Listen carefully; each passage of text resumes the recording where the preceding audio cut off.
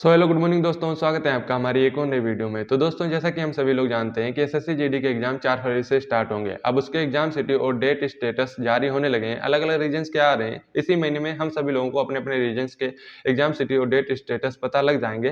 फिर हम लोग उस डेट के हिसाब से अपनी तैयारी को कंटिन्यू रखेंगे, क्योंकि कुछ लोगों का 4 फरवरी को होगा, कुछ लोगों का उसके बाद होगा। ऐसे ऐसे धीरे धीरे होता जाएगा। बाकी अभी से अगर देखा जाए, एग्जाम स्टार्ट होने में लगभग 10 दिनों का गैप बचा हुआ है। और पीछे जो मैंने शॉर्ट वीडियो वगैरह डाली थी स्कोर कार्ड से रिलेटेड, उसमें काफ़ी बच्चों के बहुत सारे क्वेरीज थी, जैसे कि स्कोर कैसे बढ़ाएं, या मॉक में स्कोर कैसे बेहतर करें, या हिंदी कैसे बेहतर करें, मैथ कैसे बेहतर करें। अलग अलग सब्जेक्ट से रिलेटेड हर एक तरीके के इशू थे। तो आज की वीडियो ज़्यादा बड़ी ना हो, इसलिए मैं इस वीडियो में सिर्फ और सिर्फ मैथ को कवर करने वाला हूँ कि मैथ को कौन कौन से टॉपिक हैं जिन्हें हम लोगों को कवर करना चाहिए, और मैथ में स्कोर कैसे बेहतर होगा। क्योंकि पिछले वाला जो लास्ट ईयर मेरा एग्जाम हुआ था, उसमें मैंने 20 आउट ऑफ 20 सही किए थे।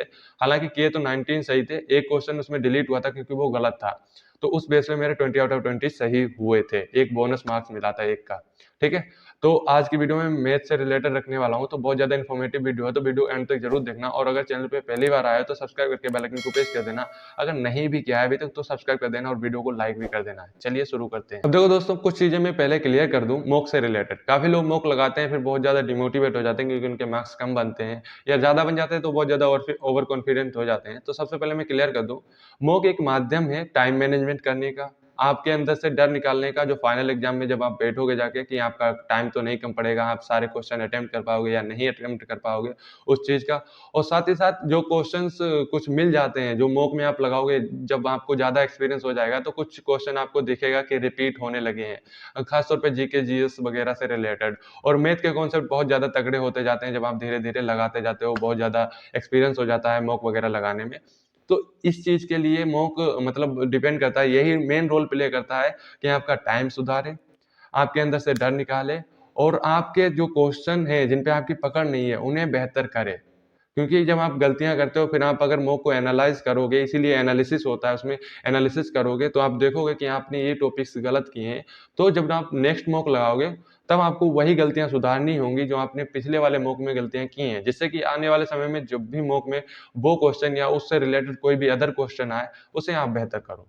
तो इसमें मुझे लगता है डिमोटिवेट होना कोई रोल नहीं प्ले करता है। आपका डिमोटिवेट होना बिल्कुल गलत है। पहले मैं भी था ऐसा कि क्वेश्चन पूरे अटेम्प्ट ही नहीं कर पाता था और टाइम खत्म हो जाता था। 80 के 80 क्वेश्चन नहीं अटेम्प्ट कर पाता था, यहाँ तक कि देख नहीं पाता था और पूरा टाइम चला जाता था। तो धीरे धीरे एक्सपीरियंस आएगा, धीरे धीरे आपका टाइम मैनेजमेंट होगा, स्पीड बढ़ेगी, उसके हिसाब से आप बेहतर करते हुए चले जाओगे। हाँ, तो दोस्तों अब बात करेंगे मैथ में 20 आउट ऑफ 20 कैसे करें। अभी देखो, लास्ट ईयर जो एग्जाम हुआ था, उस हिसाब से अगर आपका एग्जाम होता है या उसी बेस का एग्जाम आता है, तो आपको सिंपल सा है। अगर आपके कंसेप्ट सारे क्लियर हैं तो आप वहाँ 20 आउट ऑफ 20 करके आओगे। लेकिन अगर आपके कंसेप्ट ही नहीं क्लियर है तो आप 20 आउट ऑफ 20 का सोचते भी क्यों हो? पहले कॉन्सेप्ट क्लियर करो, उसके बाद 20 आउट ऑफ 20 का सोचो। क्योंकि लास्ट ईयर मेरे 19 क्वेश्चन सही हुए थे, एक क्वेश्चन डिलीट हुआ था क्योंकि उसमें कुछ गलती थी। तो मुझे 20 आउट ऑफ 20 के मार्क्स मिले थे, लाइक वन क्वेश्चन के बोनस मार्क्स मुझे मिले थे। और इसी बेस पे आपको अपने भाग्य पर भी रिलाई करना होगा कि आपका भाग्य, आपका माइंड वहां पर जब आप बैठे हो एग्जाम में तो किस तरीके से वर्क करता है, और आप घर पे कर रहे थे तो किस हिसाब से मतलब कर रहे थे मॉक वगैरह अटेम्प्ट। ठीक है। बाकी आपको टाइम मैनेजमेंट का भी ख्याल रखना होगा, तब जाके आपके 20 आउट ऑफ 20 सही होंगे। बाकी इसमें जो मेन टॉपिक्स रोल प्ले करते हैं, उन्हें मैं आपको क्लियर कर देता हूँ, जो आपको मैथ में स्कोर मतलब बेस्ट कराने के लिए बहुत ज़्यादा इंपॉर्टेंट रोल प्ले करेंगे। जिसमें से मैं बात करूँ प्रॉफिट लॉस और डिस्काउंट की।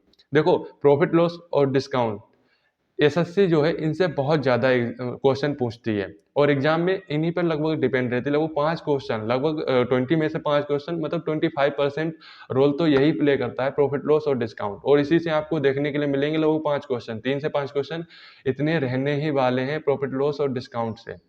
एक दो क्वेश्चन आपको कुछ ऐसे देखने के लिए मिलेंगे जिसमें प्रॉफिट लॉस और डिस्काउंट मिक्स वाले होंगे, एमपी अपन सीपी या एमपी अपन एसपी वाले क्वेश्चन आपको देखने के लिए मिलेंगे। ठीक है। तो उसके लिए आपको तैयार रह के जाना है कि ये टाइप मैंने बता दिया है और ये टाइप बहुत ज़्यादा इंपॉर्टेंट है। ठीक है। अब बात करें परसेंटेज की, तो परसेंटेज में आपको पॉपुलेशन और वोट वाले क्वेश्चन करके जाने और उन्हीं पर प्रैक्टिस करके जाना है। इनमें से क्वेश्चन आपको कुछ ना कुछ देखने के लिए मिलेंगे, फिर ये मत कहना कि आपसे हुआ नहीं। अब बात करें हम time, speed, distance and boat and stream की, तो इससे आपको एक बेसिक सा क्वेश्चन देखने के मिल सकता है, और हो सकता है एक तगड़ा क्वेश्चन, मतलब लाइक हार्ड क्वेश्चन देखने के लिए मिल जाए। तो आपको उसके लिए भी तैयार रह के जाना है। और इसमें ना फार्मूला बेस्ड थोड़ा होता है, बोट एंड स्ट्रीम के क्वेश्चन थोड़ा आपको फंसा सकते हैं, बाकी टाइम स्पीड एंड डिस्टेंस के क्वेश्चन इतना नहीं फंसाएंगे, जिसमें से मेरे हिसाब से आपको एवरेज स्पीड का क्वेश्चन देखने के लिए मिल सकता है। तो उसके लिए आप तैयार रह के जाना, एवरेज स्पीड के सारे क्वेश्चन जो हैं अपने प्रैक्टिस करके जाना। ठीक है, मैंने speed distance and time, speed and distance मतलब सब क्लियर कर दिया। अब बात करेंगे हम एवरेज की, तो एवरेज से आपको 1 या 2 क्वेश्चन बिल्कुल साधारण से देखने के लिए मिल जाएंगे, जिन्हें आप इजीली कर सकते हो अगर आपके सारे कंसेप्ट क्लियर हैं। अगर आपने वो चीज़ पहले ही पढ़ी ही नहीं है, प्रैक्टिस ही नहीं की है, तो आप वहाँ फंस जाओगे, वरना आप जल्दी से कर ले जाओगे और यही आपको फ़ायदा कराएगा मतलब अलग अलग क्वेश्चंस में। अब बात करेंगे रेशियो एंड प्रोपोर्शन की, तो रेशियो एंड प्रोपोर्शन से आपको एक क्वेश्चन देखने के लिए मिलेगा गारंटेड। तो रेशियो एंड प्रोपोर्शन अपना क्लियर करके जाना, और साथ ही साथ एडवांस मैथ में मेरे हिसाब से फार्मूला आपको क्लियर करके जाने, और उसी फार्मूले पर एक बेसिक सा क्वेश्चन आपके लिए देखने के लिए मिलेगा और उसे आप इजीली कर ले जाओगे। अब बात करें जो मेन चीज़ है सीआई और एसआई, इससे आपको 2 क्वेश्चन देखने के लिए मिलेंगे। हो सकता है एक सीआई का और हो सकता है एक सीआई और एसआई के डिफरेंस से रिलेटेड जो क्वेश्चन आता है वो। तो आप अपना करके जाना, मतलब मैंने ये टाइप बताएं, अपना आप क्लियर करके जाना। बाकी अगर आपको मतलब लाइक और भी टाइप वगैरह पूछने हैं, तो मैं उसकी लिस्ट अपने टेलीग्राम चैनल पर डाल दूंगा, आपको लिंक उसकी डिस्क्रिप्शन में मिल जाएगी। आप कमेंट बॉक्स में कह देना, आप लोग बताना कि डालनी है लिस्ट या नहीं डालनी है। अगर आप लोगों के ज़्यादा कमेंट आए तो मैं डाल दूंगा, वरना मैं नहीं डालूंगा। बाकी आप लोगों पर डिपेंड करता है। और हाँ, मुझे इंस्टाग्राम पर आप डीएम भी कर सकते हो, तो मैं वहाँ भी आप लोगों को क्वेश्चन शेयर कर सकता हूँ। तो इंस्टाग्राम पर आप फॉलो भी कर लेना और डीएम भी कर देना। वीडियो को लाइक करना मत भूलना, यही है। और इन्हीं टॉपिक्स को आप बेहतर करके अपना स्कोर बेहतर कर सकते हो फाइनल एग्जाम में। तो मिलते हैं किसी और दिन नेक्स्ट वीडियो में। बाय बाय, जय हिंद।